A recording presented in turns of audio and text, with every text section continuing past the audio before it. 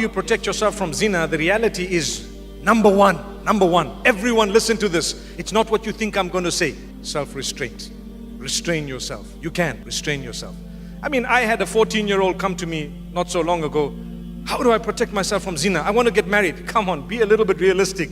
You got to protect yourself. You restrain yourself. Sabr. Come on, your day will come. When we were young, we also used to look at the opposite sex sometimes and think, when will I ever get married? Today, mashallah, we've got children of our own, mashallah. I'm sitting on about 8 children by the will of Allah. So, subhanallah, to be honest with you, you have to protect yourself. That's what sabr is all about. The reward you're going to get is for abstaining from prohibition. That's the reward. So not only your salah and your zakah, that's doing good deeds, but abstaining from bad is also a reward. So here's your opportunity, stay back. However, the hadith speaks about fasting. So you will fast. Fast every Monday and Thursday, fast 3 times a month. This will help you. Concentrate, have good company. Good company really goes a long way in protecting you from adultery. So what we need to do, subhanallah, is protect ourselves, have good company, read a lot of the Quran, go into lessons, try and expand your religious learning. Watch out how you use your phone. How you use your phone. I want to tell you something sad. Many of us feel we're in love with someone because of the phone. But the person in real life, I've come across so many who've got married as a result. A few have been happy, but a lot say, it's not who I thought it was. You know why?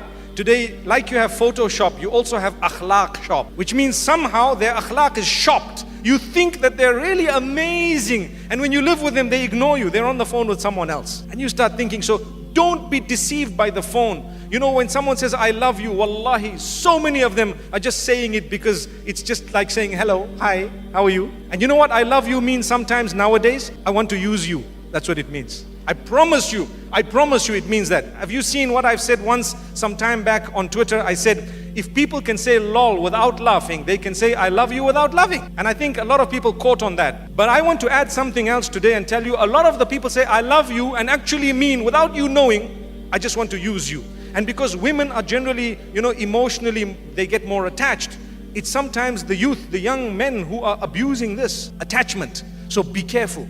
Abstain, be strict on yourself. You fast, you have good company, and you try and engage in more acts of worship. Go out and become a volunteer. Help here, help there. And subhanallah, when the time is right, then you start opening your eyes. And I have one statement for a lot of the brothers and sisters who are not married. Subhanallah. And that is, before you are married, don't close your eyes onto one person. As tough as that sounds. As tough as it sounds. Once you're engaged, then you close your eyes. Done.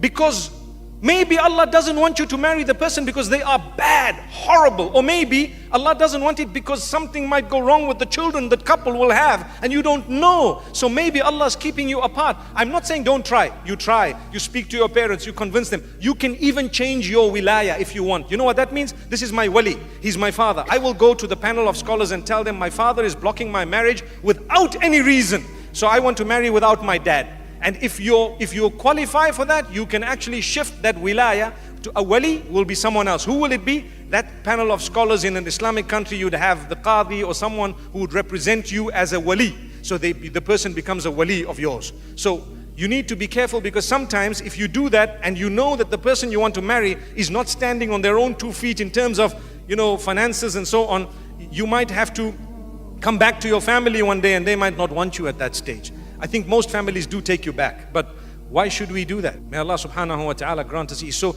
if you want to protect yourself from zina, there are steps. The hadith speaks of fasting and lowering your gaze. Today people watch movies and watch this, and you know what? We see all these tutorials. Hijab tutorials are being watched by the males. I don't know what for. Hijab tutorials. And they forward you and say, did you see this hijab? Is this the camel hump? Brother, there's a hump in your head, man. May Allah subhanahu wa ta'ala forgive us.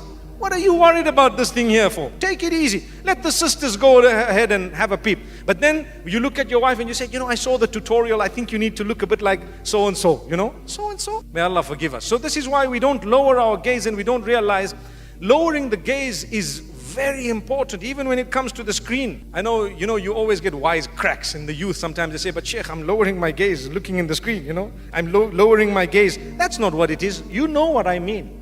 You don't look at these things by the will of Allah. And if you do, you are allowed to say, mashallah. If you really have great intentions, you can even say inshallah, but it's okay.